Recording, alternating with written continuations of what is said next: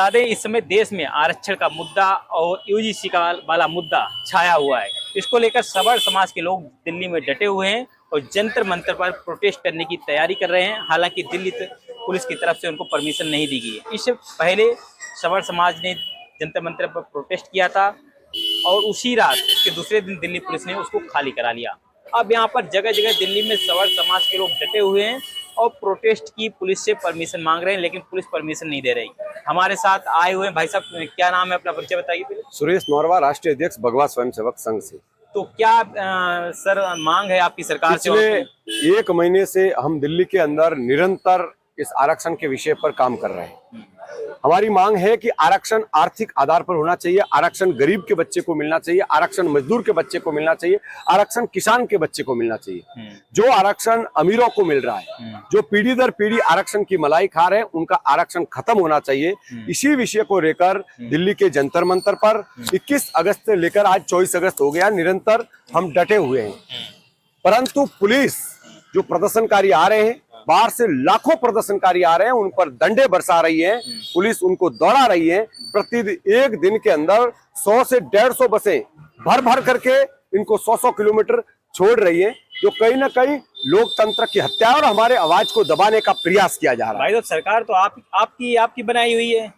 सरकार हमने बना है। आज तक हमारे पूर्वजों ने बीजेपी को वोट दिया, परंतु आज हमें दुख होता है कि हम तो ये चाहते हैं कि SC ST का बच्चा गरीब है, उसको भी आरक्षण का फायदा मिलना चाहिए, OBC के गरीब बच्चे को आरक्षण का फायदा मिलना चाहिए, और चाहे किसी भी धर्म का बच्चा हो, सभी को आरक्षण का फायदा मिलना चाहिए। लेकिन जो अमीर लोगों को आरक्षण की क्या आवश्यकता है? जो बंगले, कार, गाड़ी, उन्हों में बैठ रहे हैं।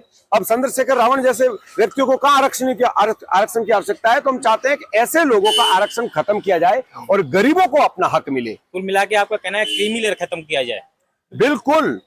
अगर जब तक ये नहीं होगा तो देश के अंदर आरक्षण देश को खोखला कर रहा है, और जब तक देश के अंदर समानता का अधिकार नहीं मिलेगा तब तक शिक्षा का स्तर भी घट रहा है। लेकिन मोदी सरकार में मंत्री चिराग पासवान कह रहे हैं कि ये खैरात नहीं है, संवैधानिक अधिकार है, आरक्षण है, आरक्षण रहेगा। ये अखिलेश यादव ने कहा, मायावती ने कहा। आपकी सपोर्ट में सर कोई नेता ही नहीं बोल रहा है। आपके सवर्ण समाज के, ना ब्राह्मण समाज के, ना ठाकुर समाज का, जितने भी सांसद, विधायक या मंत्री जो भी है, उनको, योगी आदित्यनाथ उत्तर प्रदेश के मुख्यमंत्री, वो भी कुछ नहीं बोले, सारे चुप बैठे हुए। उनको लग रहा है कि हमारा वोट बैंक टूट जाएगा। बहुत सारे नेता मुझे भी फोन कर करके बोल रहे हैं कि हम सार्वजनिक नहीं आएंगे, लेकिन पीछे से आपके साथ हैं, आप आंदोलन करिए।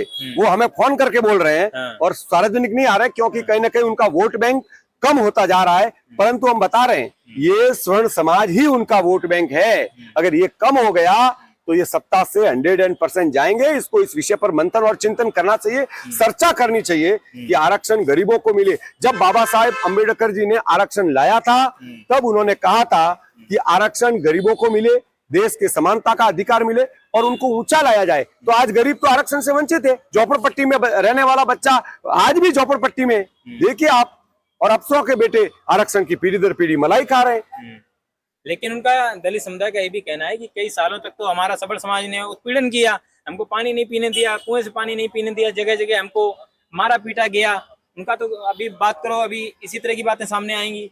मुझे आप बताइए, आज आप अगर 3 घंटे में पानी नहीं पियेंगे तो क्या होगा? आप रह जाएंगे बिना पानी? रह जाएंगे। यही प्रोपोगेंडा है, ये क्या नाम हो, सवर्णों को उलझाने का प्रोपोगेंडा है ये। वो बहुत बड़े लेवल पर प्रोपोगेंडा है।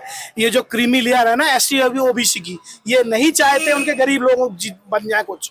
ये नहीं चाहते जो किसान मजदूर बैठा है, दबा कुचला बैठा है, असल में वो कुछ फायदा उठा ले जाए। ये चाहते सिर्फ और सिर्फ मलाई हमें मिले। क्या बात कर रहे हो आप? वो चाहते हैं मलाई सिर्फ हमें मिले, क्योंकि वो बैठे हैं दिल्ली में, वो बैठे हैं लखनऊ में, वो बैठे हैं पटना में, वो बैठे हैं बेंगलोर में, और वो ही डिसाइड कर रहे हैं कैसे हम प्रोपोगेंडा कंटिन्यू रखें, क्यों सवर्ण का शोषण करें। अब शोषण हमारा हो रहा, उनका नहीं हो रहा साहब। शोषण नहीं हो रहा। आपने हजारों लाखों SC ST लगवा दिए बेवजह। वो तिवारी SC ST का आपको तो पता ही है, 20 साल बाद वो छोटे छूटे, जवानी उतर गई जेल में ही फ्री में।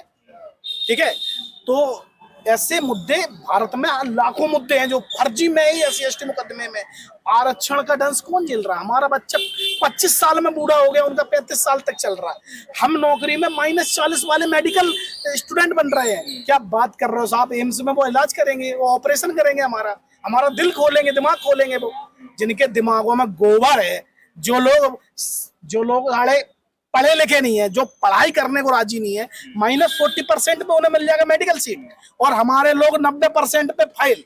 तो क्या बात कर रहे रहे हो? हो? तो सरकार उनके सपोर्ट में है। सरकार को कैसे चेताएंगे, आप कैसे बताएंगे? सरकार सुनने को राजी क्यों नहीं है? सरकार ने पर कैपिटा इनकम की रोड बना दिया, हम इस पर बात नहीं सरकार को सुनना पड़ेगा। अगर सरकार नहीं सुनेगी तो इसका नुकसान इस सरकार को होगा। हमें पता है कि विपक्ष भी इस मैटर को लेकर खामोश है और वो नहीं चाहता, लेकिन इस सरकार को अगर हम नोटा दबा देंगे, न तो हम अखिलेश के साथ हैं, न हम कांग्रेस के साथ हैं। हम भाजपा इस वक्त जो डंडे बरसा रही है, जो कहीं ना कहीं हमें बड़ा दुख हो रहा है, क्योंकि हम ही ने इस भाजपा को लाया है। उसको आगे करता है। लेकिन वो चंद्रशेखर आजाद कह रहे, जो नगीना से सांसद हैं, वो कह रहे हैं अगर इतना ही है तो सबर समाज अपना पार्टी अलग बना ले। अरे वो लोगों को गुमराह कर रहा है। वो कब से हो गया सवर्ण समाज का हितैषी, वो दलितों का शोषण कर रहा है। वो तो चाहता है कि उसका उद्देश्य एक ही है कि दलितों को धर्म परिवर्तन कराया जाए, और उसी लक्ष्य पर वो काम कर रहा है। मुझे तो उसका धर्म कौन सा है वो चंद्रशेखर बताए सार्वजनिक तरीके से कि किस धर्म में वो पैदा हुआ है। वो तो प्रोपेगेंडा बना के बैठे हैं। वो तो चाहते हैं देश में प्रोपेगेंडा चले और उनकी रोटी सिकती रहे। वो चाहते हैं प्रोपेगेंडा बनाए, हम इस देश में भटकाएं लोगों को। अब मामला ये है, अब दिल्ली पुलिस आपको प्रोटेस्ट की अनुमति नहीं दे रही है। सर कैसे करेंगे प्रोटेस्ट? जगह जगह बैरिकेडिंग, अभी मैं गया था, आग लग चुकी है साहब, क्या बात कर रहे हो? तहसील, कस्बे, शहर, छोटे छोटे थिएटर सिटी, सब में आग लगी पड़ी है, और इनके पिछवाड़े में भी आग लग चुकी है। परेशान मत हो, ये ऐसे ही करते रहे।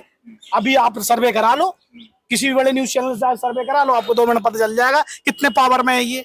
इनकी पावर नजर आ जाएगी। लेकिन सवाल ये है, अगर मान लीजिए योगी गवर्नमेंट या उत्तर प्रदेश में जो भाजपा सरकार वो सत्ता से जाती है, तब तो आपके लिए और ज्यादा वो कठिन रास्ते हो जाएंगे एक तरीके से। नहीं, योगी जी के हम बिल्कुल खिलाफ नहीं है। योगी जी के हम साथ हैं। अगर योगी जी प्राइम मिनिस्टर जिस दिन बन गए तो हमें पता है कि उनके पास पावर नहीं है, और पावर आएगा तो इस विषय पर जरूर मंथन और चिंतन करेंगे, इसमें कोई दो राय नहीं।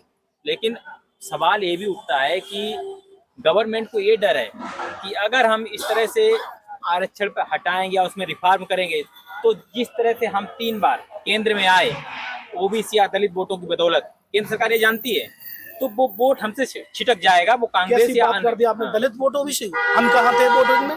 सबसे ज्यादा वोट आज भी सर्वे करा लीजिए आप पत्रकार साहब। आप पहले अपना सवाल सही करिए। हम वोट नहीं दिए जनरल को, सबसे ज्यादा तो वोट हम ही दिए। पंडित जी बेचारे आरएसएस में मर गए। परसेंट वोट पाए हैं मोदी जी? वोट बैंक है ही उनका। कितना वो तो है ही कोर वोट। अरे कितने परसेंट वोट से प्रधानमंत्री बने हैं? आपको पता है? आपको पता है कितने परसेंट वोट से प्रधानमंत्री बने हैं? वो सारी हमारी वोट है, टोटल हमारी वोट है। मोदी को कोई पूछने वाला नहीं, सवर्णों छोड़ के। ये आप समझ लीजिए, जिसके लिए मोदी हमारे पीठ पे लात मार रहे हैं, हमारे पीठ पे लात मार रहे हैं, वो पार्टी झंडा उठाने वाला कोई नहीं था। तो यही खड़ा होता, फिर मोदी सरकार आपकी बात क्यों नहीं सुने? प्रोटेस्ट के लिए कांग्रेस जनता पार्टी वाले प्रोटेस्ट करते हैं, मेरे देश में हंगामा मच जाता है, लेकिन आपको प्रोटेस्ट की परमिशन नहीं दी जा रही। मोदी सरकार जान रही सवर्ण उनके गुलाम है, लेकिन अब सवर्ण जाग गए, अब गुलामी नहीं करेंगे। सपोर्ट करते हैं ठीक है, गुलामी नहीं करेंगे। कांग्रेस के भौकाल में झंडा उठाने वाला नहीं था इनका कोई। हम ही लोग आए, झंडा उठाने के लिए इनका, ठीक है। और आज हम ही लोगों के पिछवाड़े पे कानून की स्टैंप लगा दी। 370 के लिए पूर्व मुख्यमंत्री महबूबा मुफ्ती ने कहा कि 370 हटाएंगे तो भारत का झंडा उठाने वाला कोई नहीं रहेगा। मोदी जी ने हिम्मत दिखाया ना, 370 हटाया ना। एक चींटी भी मरी नहीं मरी। तो अगर सरकार चाहेगी, सरकार से बड़ा पावर किसी के पास नहीं है, लेकिन सरकार चाहे तो। लेकिन 370 वाला अलग मुद्दा था, ये अलग मुद्दा है। अरे भाई सब यही मुद्दा है। यूजीसी के लिए क्या कम हुआ है क्या? पूरा शाहीन बाग पूरा दिल्ली जाम कर दिए थे। किसान आंदोलन के लिए कम हुआ था क्या? सरकार ने हिम्मत दिखाया ना। एनआरसी था, एनआरसी। हाँ, यूजीसी एनआरसी वही सब था ना। नहीं यूजीसी अलग है। यूजीसी हाँ यूसीसी था ना। सरकार ने हिम्मत दिखाया ना। 3 तलाक के लिए सब बोले ऐसा हो जाएगा वैसा हो जाएगा, सरकार ने हिम्मत दिखाया ना। तो वो हिंदू मुस्लिम वाला मामला आ जाता है, इसलिए सरकार हिम्मत तो दिखाए। सरकार इस राह पे चली रही है। हम कह रहे हैं मोदी जी जैसे संसद में खड़े होके बोले कि जो सक्षम है गैस सब्सिडी छोड़ दें, वैसे एक बार खड़े होकर बोले जो सक्षम है आरक्षण छोड़ दें। बोले तो आप एक कदम आगे तो बढ़ाओ। लेकिन भाई साहब सवाल ये है, भाई केंद्र सरकार आपकी बता रहे हैं कि प्रोटेस्ट में, अभी मैंने कई लोगों से बात की कि पुलिस ने मारपीट की, बहुत लोगों को मारा। दिल्ली पुलिस किसके अंडर में आती है? अमित शाह के अंडर में। हाँ बिल्कुल। तो आपको परमिशन क्यों नहीं मिली? सरकार आपकी, आप ही प्रोटेस्ट करना, आप उनके कोर वोट बैंक ये है। सरकार का सिस्टम ये चल रहा है, फूट डालो और राज करो। हाँ एक अदना सा बच्चा था हर्ष दुबे, हाँ उसको बरगला लिए, उसके बाद आपको विधायक का टिकट दे दी और सारा सिस्टम खत्म कर दिए।